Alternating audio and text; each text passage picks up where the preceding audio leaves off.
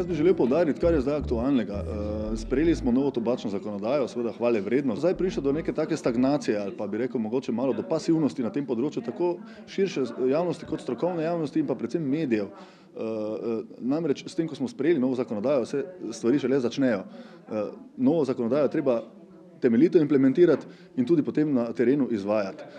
Tukaj v to bomo usmerjali veliko energije in skušali pridobiti za to tudi medije. Predvsem gre tu za večje medije, za nacionalke, zato ker smo mnenja, da je njihovo sodelovanje ključno. Tako da tu bomo nagovarjali ta del tudi javnosti.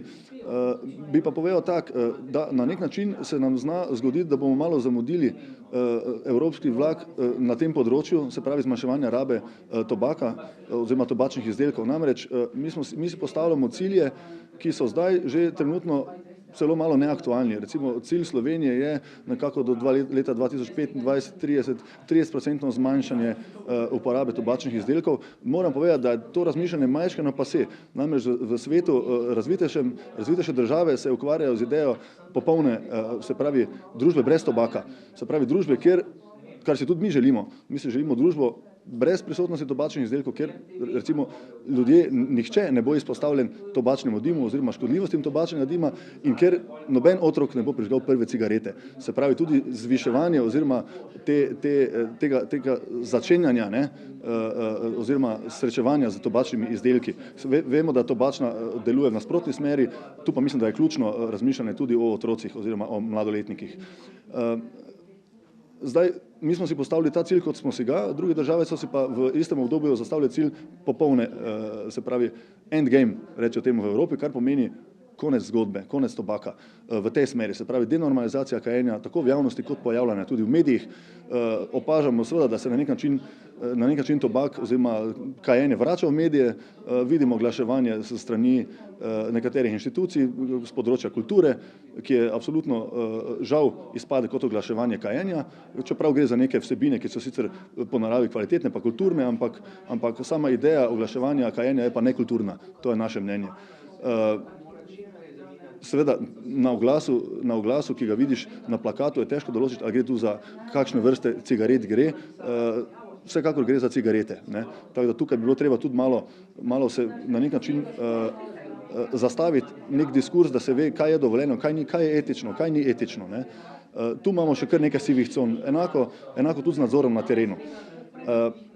Zdaj povedal bi tako, naša tobačna zakonodaja je res zelo napredno zastavljena, na področju alkoholne zakonodaje pa kar precej zaostajamo oziroma celo smo malo padli. Pod pretvezo izboljšanja zakonodaje smo dobili po našem mnenju slabšo zakonodajo. Spet se lahko alkohol toči na tekmah, gre za eksplicitno oglaševanje, tako kot smo videli na nekaterih segmentih oglaševanje tobačnih izdelkov, seveda tudi v filmih in drugače. Vidimo pri alkoholu zdaj pa čisto nasprotujoča si sporočila. Se pravi, zdrav življenjski slog, ki se podpira celo oziroma pod pretvezo oglaševanja zdravega življenjskega sloga oziroma promoviranja imamo oglaševanje nezdravega življenjskega sloga. Škodljive razvade oziroma vedenjski dejavniki tveganja so ključni pri razvoju oziroma pri nastanku in napredovanju kroničnih nenalezljivih bolezni. Tukaj seveda mi združujemo področje tobaka in alkohola, se pravi uporabe teh škodljivih izdelkov in seveda odvisnosti, da smo si na jasnem, da gre tu za odvisnosti, nikotinska odvisnost je hujša od kokainske odvisnosti ali pa heroinske recimo, kot danes slišimo, predvsem heroinske, se opravičujem. Tako da to je treba vzeti v obzir, da so stvari dosti bolj resne, kot se prikazujejo. Zelo podpiramo oziroma želeli bi si malo več diskusije o tem, kar se dogaja v svetu, ki nas po vseh straneh na nek način prehiteva, čeprav smo napredni na teh področjih, če smo recimo pri tobačni zakonodaji, ne govorimo o alkoholni. Recimo vidimo v Ameriki so sodišča naložila tobačnim podjetjem, da se oddolžijo za desetletja laži na ta način, da 5 dni v tednu v naslednjem letu bojo morali oglaševati o škodljivostih, se pravi iskrene oglase o škodljivosti tobačnih izdelkov. To je neverjetno napredna odločitev in priznanje na nek način, da je tobačna industrija zelo zavajala oziroma koliko je škodljiva in koliko je smrtna ta industrija. Seveda zdaj spet gre za to na eni strani dobiček, na drugi strani škodo.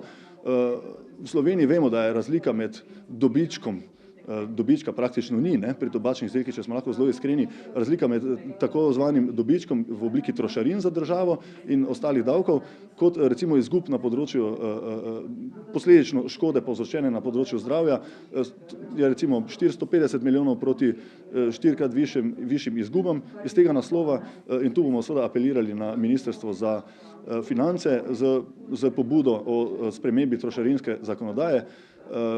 Vemo, da je najučinkovitejši in ekonomsko najvzdržnejši ukrep zraven zvišanja cen, seveda posledično je pa trošarinska politika, se pravi zvišanje trošarin. Tukaj veliko več pridobimo, kot izgubimo, in tu ni kontraargumenta, razen argument nevednosti. Jaz mislim, da se tega argumenta Ministrstvo za finance ne more privoščiti. Torej o ekonomiji mi njih ne moremo učiti, ampak včasih izgleda, kot da bi jih lahko. Zanimivo, da prakse iz Evrope z tega področja so jasne, številke so precej jasne, tako da jaz mislim, da ni potrebe, da mi poučujemo finančnike o financah, ampak očitno ta potreba obstaja. To se mi zdi neverjetno. Ena stvar, za katero se zavzemamo in ki je tudi zdaj precej aktualna, je ratifikacija protokola o nedovoljeni trgovini. Se pravi, to je protokol FCTC, se pravi Svetovne zdravstvene organizacije, ki ga bo države ratificirale.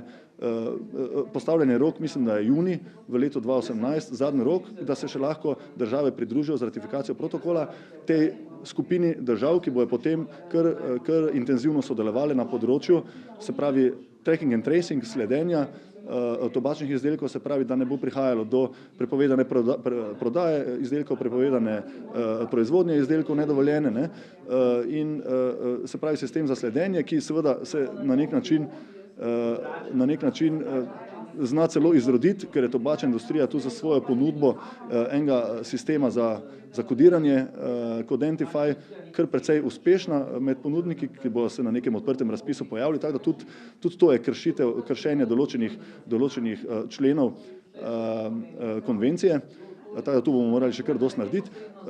Tako da rok je dokaj kratek in bomo apelirali na ministrstvo, da naredi vse, da se pridružimo, da smo na tem vlaku z razvitejšimi državami, da nam bojo lahko v oporo, pomoč in seveda tudi mi njim. Vemo, da se nahajamo na balkanski poti, tihotapski, tako da jaz mislim, da je to za Slovenijo tudi ključno. Na srečanju partnerjev v Ženevi novembra bo to že jasno, ali smo na vlaku ali nismo. Bi še pa samo povedal nekaj, da se tudi bomo zavzemali za. Imamo neko prehodno rešitev, ki je izboljšala financiranje preventivnih programov. Jaz bi povedal, da je na preventivo treba gledati kot na investicijo, se pravi, to je ekonomska postavka, ki izboljšuje razmere v gospodarstvu, pri nas to je treba vedeti, zdravje v vseh politikah, to vemo, zdravje je res ključno, tu za gospodarski razvoj države in želeli bi si, premalo se vlaga v preventivo v Evropi, vlaga se od 1 do 3%, to je absolutno premalo. Preventiva je predobra naložba, da bi tako malo denarja vlagali v njo, ampak seveda kvalitetna preventiva. Tudi tu je treba še kaj narediti, da bo preventiva takšna, kot mora biti. Torej imamo neko prehodno obdobje, ki je izboljšalo financiranje teh preventivnih programov in raziskav in podobnega, ampak želeli bi si, da se to stabilizira, da se to uzakoni, da dobimo enostavno, za kar smo se že borili, to je tako imenovan tobačni sklad, razvitejše države ga imajo, da se izdatneje in bolj stabilno financiranje vzpostavi na tem področju. Torej tobačni sklad, ki je neodvisen, žal moram to reči, neodvisen od finančnega ministrstva, od integralnega proračuna, se pravi tobačni sklad, s katerim upravlja Ministrstvo za zdravje, ki bo sigurno znalo ta sredstva najboljše razporejati in seveda, da se preventivni programi odvajanja in bi rekel zmanjševanja posledično škode teh škodljivih razvad koriščenja teh plača iz naslova, s katerega se povzročajo vse te bolezni in vsa ta škoda. To pomeni iz ponudnika teh izdelkov.